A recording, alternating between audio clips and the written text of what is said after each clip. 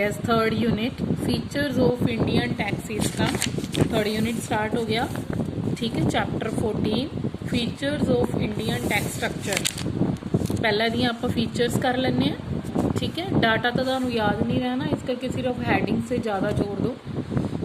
Tax revenue to national income ratio, वैसे जो तुम देख सकते हो गूगल कर भी लिया करो सारा दिन, उदा भी आप फोन यूज़ करते हैं व्हाट्सअप फेसबुक ली, तो ज़्यादा बैटर है कि तुम डाटा भी देख लिया करो थोड़ा बहुता कि इस टाइम पे अपनी रेशो की चल रही है टैक्स की।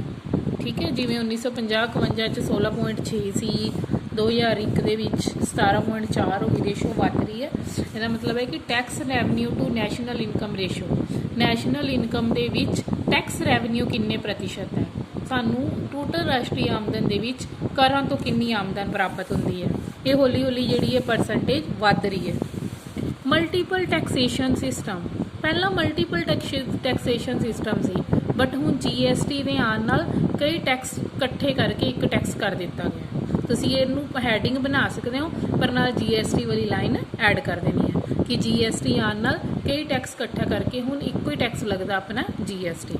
ਪਹਿਲਾਂ ਬਹੁਤ ਤਰ੍ਹਾਂ ਦੇ ਟੈਕਸ ਲੱਗਦੇ ਸੀ। Share of direct and indirect tax, ਵੀ ਸਾਡੀ ਜਿਹੜੀ ਨੈਸ਼ਨਲ ਇਨਕਮ ਹੈ ਉਹਦੇ ਵਿੱਚ ਕਿੰਨਾ ਡਾਇਰੈਕਟ ਟੈਕਸ ਹੈ ਤੇ ਕਿੰਨੇ ਇਨਡਾਇਰੈਕਟ। ਡਾਇਰੈਕਟ ਤੇ ਇਨਡਾਇਰੈਕਟ ਦਾ ਮਤਲਬ ਕੁਝ ਟੈਕਸ ਜਿਹੜੇ ਹੁੰਦੇ ਸੀ ਡਾਇਰੈਕਟ ਦਿੰਦੇ, ਜਿਵੇਂ ਇਨਕਮ ਟੈਕਸ, ਜੇ ਸਾਡੀ ਇਨਕਮ 5 ਲੱਖ ਤੋਂ ਇੰਨੀ ਸਲੈਬ ਬਣੀ ਹੁੰਦੀ ਹੈ, ਠੀਕ ਹੈ, 3 ਲੱਖ ਤੱਕ ਕੋਈ ਟੈਕਸ ਨਹੀਂ, ਹੁਣ 5 ਤੱਕ ਸ਼ਾਇਦ, ਉਸ ਤੋਂ ਬਾਅਦ ਫਿਰ 10%, ਫਿਰ 10 ਲੱਖ ਤੋਂ ਉੱਪਰ ਵਾਲੇ ਨੂੰ 15%, ਇੱਦਾਂ ਸਲੈਬ ਬਣੀ ਹੁੰਦੀ ਹੈ। ਇਹਨੂੰ ਕਹਿੰਦੇ ਪ੍ਰੋਗਰੈਸਿਵ ਟੈਕਸ ਸਿਸਟਮ। ਜਿਵੇਂ ਜਿਵੇਂ ਸਾਡੀ ਇਨਕਮ ਵੱਧਦੀ ਜਾਂਦੀ ਹੈ, ਸਾਡੀ ਜਿਹੜੀ ਟੈਕਸ ਦੀ ਰੇਸ਼ੋ ਹੈ ਉਹ ਵੀ ਨਾਲ ਨਾਲ ਵੱਧਦੀ ਜਾਂਦੀ ਹੈ। ਇੱਕ ਹੁੰਦਾ ਇਨਡਾਇਰੈਕਟ ਟੈਕਸ, ਉਹ ਆਪਾਂ ਹਰ ਚੀਜ਼ 'ਤੇ ਹੀ ਦਿੰਦੇ ਹਾਂ। ਜਦੋਂ ਟੂਥਪੇਸਟ ਲੈ ਕੇ ਆਉਂਗੇ ਨਾ, ਉਹਨੇ ਲਿਖਿਆ ਹੁੰਦਾ ਵਿੱਚ ਇਨਕਲੂਡਿੰਗ ਟੈਕਸ, ਉਹ ਕੀ ਹੈ, ਉਹਦੇ ਵਿੱਚ ਪ੍ਰੋਡਕਸ਼ਨ ਟੈਕਸ ਜਾਂ ਸਰਵਿਸ ਟੈਕਸ ਉਹ ਐਡ ਹੁੰਦਾ। ਠੀਕ ਹੈ, ਹੁਣ GST ਲੈ ਲੈਂਦੇ ਆ, ਸਾਰੇ ਟੈਕਸਾਂ ਦਾ ਨਾਮ ਇੱਕ ਰੱਖਤਾ ਇਹਨਾਂ ਨੇ GST। Dependence of tax structure on a few taxes, ਕਹਿੰਦੇ ਸਾਡੀ ਜਿਹੜੀ ਇਕੋਨਮੀ ਹੈ ਨਾ, ਇਹਦੀ ਜਿਹੜੀ ਡਿਪੈਂਡੈਂਸ ਹੈ ਉਹ ਕੁਛ ਹੀ ਟੈਕਸਿਸ ਦੇ ਉੱਪਰ ਡਿਪੈਂਡ ਕਰਦੀ ਹੈ। ਜਿਵੇਂ ਸਭ ਤੋਂ ਜ਼ਿਆਦਾ ਕਾਰਪੋਰੇਟ ਟੈਕਸ ਅਤੇ ਆਮਦਨ ਕਰ, ਇਹਨਾਂ ਤੋਂ ਜ਼ਿਆਦਾ ਆਪਾਂ ਡਿਪੈਂਡ ਕਰਦੇ ਹਾਂ, ਬਾਕੀ ਸਾਰੇ ਟੈਕਸ ਇੰਨੇ ਜ਼ਿਆਦਾ ਰੇਸ਼ੋ 'ਚ ਨਹੀਂ। ਪ੍ਰੋਗਰੈਸਿਵ ਦਾ ਮਤਲਬ ਹੈ ਕਿ ਜਿਵੇਂ ਜਿਵੇਂ ਇਨਕਮ ਵੱਧਦੀ ਜਾਂਦੀ ਹੈ ਟੈਕਸ ਰੇਟ ਵੀ ਵੱਧਦਾ ਜਾਂਦਾ ਹੈ। ਵਧੇਰੇ ਅਮੀਰ ਲੋਕਾਂ 'ਤੇ ਵਧੇਰੇ ਟੈਕਸ, ਅਤੇ ਜਿਹੜੇ ਘੱਟ ਗਰੀਬ ਹੈ ਉਹਨਾਂ 'ਤੇ ਘੱਟ ਟੈਕਸ ਲੱਗਦਾ। Less coverage of population of country, ਇਹਦੇ ਨਾਲ ਕੀ ਬਹੁਤ ਘੱਟ ਪੋਪੂਲੇਸ਼ਨ ਕਵਰ ਹੁੰਦੀ ਹੈ। ਕਈ ਤਾਂ ਟੈਕਸ ਦੀ ਦੇਣ ਤੋਂ ਬਚ ਹੀ ਜਾਂਦੇ ਆ ਨਾ ਆਨੇ ਬਾਨੇ, ਕਿਉਂਕਿ ਉਹ ਰੱਖਦੇ ਨਹੀਂ ਹੈ ਲੇਖਾ ਜੋਖਾ। ਟੈਕਸ ਇਵੇਜ਼ਨ ਬਹੁਤ ਹੁੰਦੀ ਹੈ, ਮਤਲਬ ਟੈਕਸ ਚੋਰੀ ਕਰਨ ਦੇ ਤਰੀਕੇ ਬਹੁਤ ਆਉਂਦੇ ਆ ਲੋਕਾਂ ਨੂੰ। ਹੋਣੇ ਵੀ ਚਾਹੀਦੇ, ਕੀ ਕਰਨ ਵਿਚਾਰੇ ਲੋਕ, ਉਹਨਾਂ ਨੂੰ ਕੋਈ ਸਿਕਿਉਰਿਟੀ ਤਾਂ ਹੈ ਨਹੀਂ, ਨਾ ਐਜੂਕੇਸ਼ਨ ਦੀ ਨਾ ਕੋਈ, ਉਹ ਵੀ ਮਜਬੂਰ ਹੈ। ਬਟ ਜੇ ਟੈਕਸ ਸਿਸਟਮ ਆਪਣਾ ਸਹੀ ਤਰੀਕੇ ਨਾਲ ਕੰਮ ਕਰੇ ਤਾਂ ਟੈਕਸ ਚੋਰੀ ਨਹੀਂ ਕਰਨੀ ਚਾਹੀਦੀ, ਬਲਕਿ ਇਹ ਵੈਲਫੇਅਰ ਹੀ ਵਧਾਉਂਦਾ। ਨੋਨ ਇਕਨੋਮਿਕਲ, ਜਿਹੜੀ ਇੰਡੀਆ ਦੀ ਟੈਕਸ ਸਿਸਟਮ ਹੈ ਇਹ ਬਚਤ ਪੂਰਨ ਨਹੀਂ ਹੈ। ਨਵੇਂ ਟੈਕਸ ਜਿਵੇਂ ਉਪਹਾਰ ਕਰ, ਸੰਪਤੀ ਕਰ, ਠੀਕ ਹੈ, ਇਹਨਾਂ ਤੋਂ ਆਮਦਨ ਬਹੁਤ ਘੱਟ ਪ੍ਰਾਪਤ ਹੁੰਦੀ ਹੈ, ਬਟ ਇਹਨਾਂ ਨੂੰ ਇਕੱਠਾ ਕਰਨ 'ਚ ਹੀ, ਮਤਲਬ ਸਟਾਫ ਰੱਖੋ, ਅਕਾਊਂਟਸ ਮੈਨੇਜ ਕਰੋ, ਬਹੁਤ ਜ਼ਿਆਦਾ ਖਰਚਾ ਹੋ ਜਾਂਦਾ। ਆਫਿਸ ਦੇ ਖਰਚੇ ਕੰਪਲੀਕੇਟਡ ਬਹੁਤ ਹੈ, ਇੱਕ ਤਾਂ ਸਮਝ ਨਹੀਂ ਆਉਂਦੀ ਆਸਾਨੀ ਨਾਲ ਜਲਦੀ ਕਿਸੇ ਬੰਦੇ ਨੂੰ।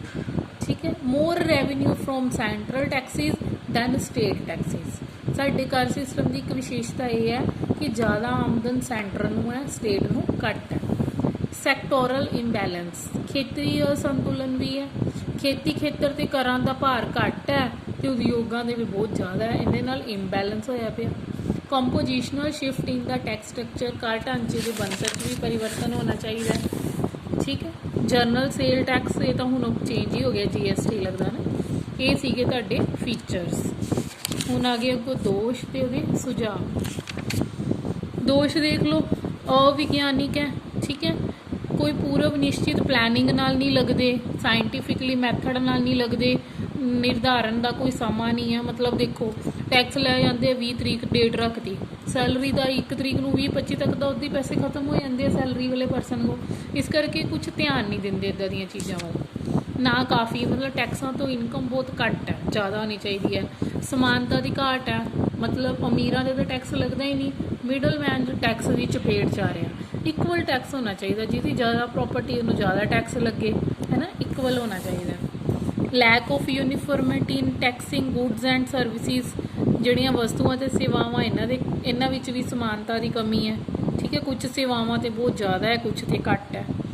Overlapping of central excise duty and state value added tax, ਕਈ ਵਾਰੀ ਓਵਰਲੈਪਿੰਗ ਹੋ ਜਾਂਦੀ ਹੈ, ਇੱਕੋ ਚੀਜ਼ ਤੇ ਸਟੇਟ ਵੀ ਟੈਕਸ ਲਗਾਈ ਜਾ ਰਿਹਾ, ਸੈਂਟਰ ਵੀ ਲਗਾਈ ਜਾ ਰਿਹਾ, ਉਹਨੂੰ ਕਹਿੰਦੇ ਓਵਰਲੈਪਿੰਗ। ਇੰਟਰ ਸਟੇਟ ਇਨਇਕੁਐਲਿਟੀਜ਼ ਹੈ, ਕੋਈ ਸਟੇਟ 'ਚ ਬਹੁਤ ਜ਼ਿਆਦਾ, ਹੁਣ ਹੋਰਨਾਂ ਤੁਸੀਂ ਜਾਓ, ਕਈ ਸਟੇਟਾਂ ਦੇ ਵਿੱਚ ਬਹੁਤ ਟੈਕਸ ਰੇਟ ਹੈ ਤੇ ਕਈਆਂ ਵਿੱਚ ਬਹੁਤ ਘੱਟ ਹੈ।